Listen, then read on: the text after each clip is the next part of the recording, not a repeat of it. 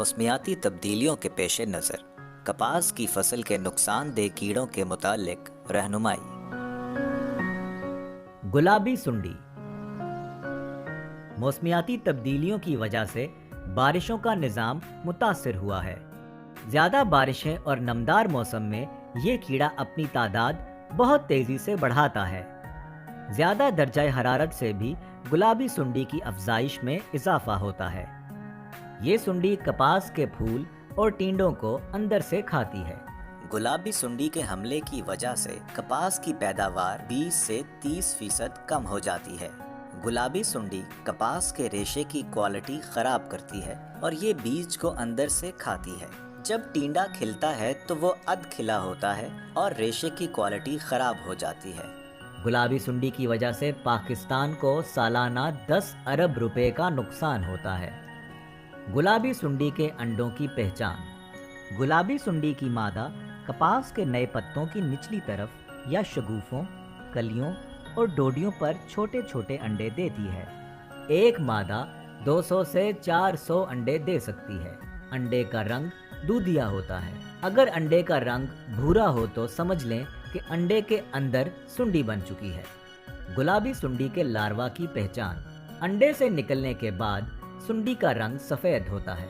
कुछ वक्त गुजरने के बाद सुंडी का रंग गुलाबी हो जाता है। अंडे से निकलने के बाद गुलाबी सुंडी किसी फूल या टींडे में दाखिल हो जाती है। फूल में दाखिल होकर ये फूल की पत्तियों को आपस में जोड़ देती है और फूल की शक्ल मधानी नुमा हो जाती है।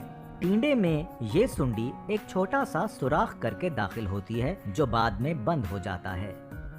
गुलाबी सुंडी का कंट्रोल। किसान दोस्त कीड़े। मौसर इंतजामी अमूर के जरिए कंट्रोल। जहरों के जरिए कंट्रोल। किसान दोस्त कीड़े। क्राइसोपा।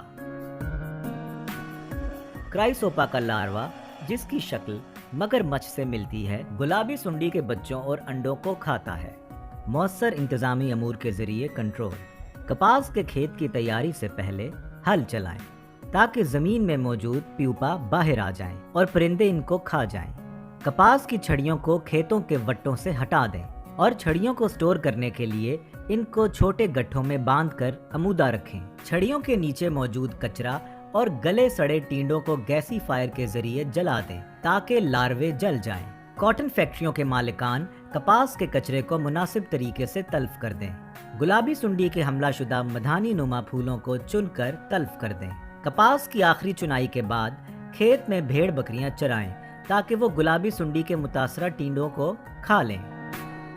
कपास की बिजाई के वक्त 2 जुड़े हुए बीजों को अलग करके तल्फ कर दें। कपास पर डोडियां शुरू होते ही जिनसी फंदों का इस्तेमाल करें। 1 एकड़ में 12 और 20 से 50 एकड़ के ब्लॉक की सूरत में 5 फंदे बाहिसाब फी एकड़ लगाएं। फंदा लगाने के लिए 6 फुट की छड़ी का इस्तेमाल करें और फंदे की ऊंचाई को फसल की ऊंचाई से 1 फुट ऊपर रखें और फसल की बढ़ोतरी के साथ साथ फंदे को ऊंचा करते जाएं। तरीका इस्तेमाल। डब्बे को आधा पानी से भरें और बंद कर दें। कैप्सूल की जगह 1 कैप्सूल लगा दें और खेत में छोड़ दें। कैप्सूल गुलाबी सुंडी के नर परवानों के लिए 2 हफ्तों तक मौसर हैं। उसके बाद इसे तब्दील कर दें। इसी तरह कपास पर डोडियां शुरू होते ही कपास के खेत में 18 बाय 20 फुट के फासले पर पीबी रोप इस तरह लगाएं कि 1 एकड़ में 100 से 120 पीबी रोप मौजूद हों। ये पीबी रोप गुलाबी सुंडी के नर परवानों के कंट्रोल के लिए 100 दिन तक मौसर हैं। जहरों के जरिए कंट्रोल। 5 सुंडियां फी 100 नर टींडे या टींडे बनने से कबल मधानी नुमा जुड़े हुए फूलों की मौजूदगी की सूरत में जहरों का इस्तेमाल करें। गुलाबी सुंडी के खिलाफ दर्ज झैल जहरों का इस्तेमाल किया जा सकता है। लेमडासाई हेलोथ्रिन 2.5% EC बाहिसाब 330 मिलीलीटर फी 100 लीटर पानी। ट्राई एजोफास 40% EC बाहिसाब 1000 मिलीलीटर फी 100 लीटर पानी। डेल्टा मेथ्रीन प्लस ट्राई एजोफास 36% EC बाहिसाब 500 से 600 मिलीलीटर फी 100 लीटर पानी। गैमासाई हेलोथ्रिन 60 CS बाहिसाब 100 मिलीलीटर फी 100 लीटर पानी। बाइफेंथ्रीन 10 EC बाहिसाब 250 मिलीलीटर फी 100 लीटर पानी, स्पिंटोरैम 120 SC बाहिसाब 80 मिलीलीटर फी 100 लीटर पानी। अहम नोट: गुलाबी सुंडी कपास के फूल, गुड्डी और टींडे के अंदर रहकर नुकसान करती है, इसलिए जहरों के जरिए कंट्रोल मुश्किल है।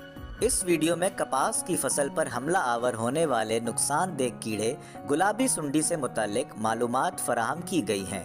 WWF की तरफ से फराहम की गई इन मालूमात पर अमल करके किसान ना सिर्फ अपनी फसलों को नुकसानदेह कीड़ों के हमले से बचा सकते हैं, बल्कि बेहतर फसल से आमदन में भी इजाफा यकीनी बना सकते हैं।